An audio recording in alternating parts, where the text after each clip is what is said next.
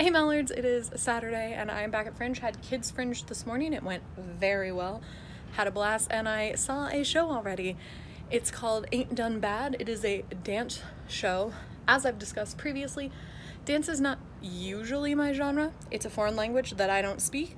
So while I can admire the strength and agility and the abilities and like some of those things that people do that just make me go, whoa, I don't always understand what's happening. That was not the case in this show, partially because this entire show is based on the song Fancy by Reba McEntire, which is a song I know pretty well, and also because of the use of music.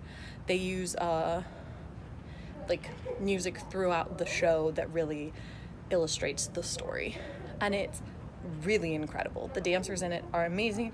The story itself is really, really good, and just the way that everything is staged and put together is phenomenal. I don't know yet if the show is going to get patrons pick or anything, but I will put a link to their tickets there just in case they do, and a Monday show pops up for you. Otherwise, I will also put a link to their website, so you can check that out and you might be able to find out more information in case they take this show somewhere else, because it was absolutely incredible. I had such a great time.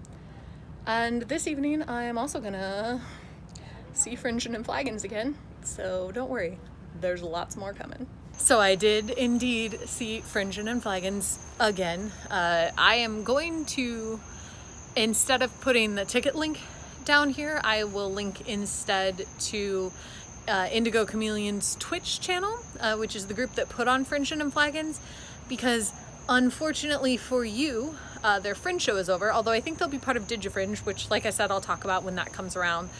And up until then, you can check out their Twitch channel and see all of the games they play on the regular. And maybe, I don't know, decide you want to play with them. I want to play with them.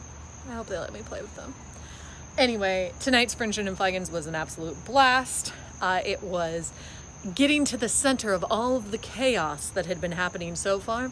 And then they discovered that the epicenter of all of this chaotic energy was the state of Florida. And for those of you who don't live in Orlando, this next part's gonna get weird. They eventually tracked around Florida, fixing all sorts of things like people who don't use turn signals and friends that you've never spoken to who suddenly want theme park tickets and snowbirds and the Florida man. And then they discovered that the true epicenter where all of this chaotic energy was coming from was the eyesore on I-4. And for those of you who aren't in Orlando, the eyesore on I-4 is a building that somebody constructed for reasons. I don't know the answer to any of those sentences, because it never was finished, or it's sort of finished, but it's not complete. Nothing's really in there, but they keep working on it. And every once in a while, there's maybe going to be something, but it's also just a building that has nothing in it. I do know that people have broken in and shot a horror film there, so you should look for that.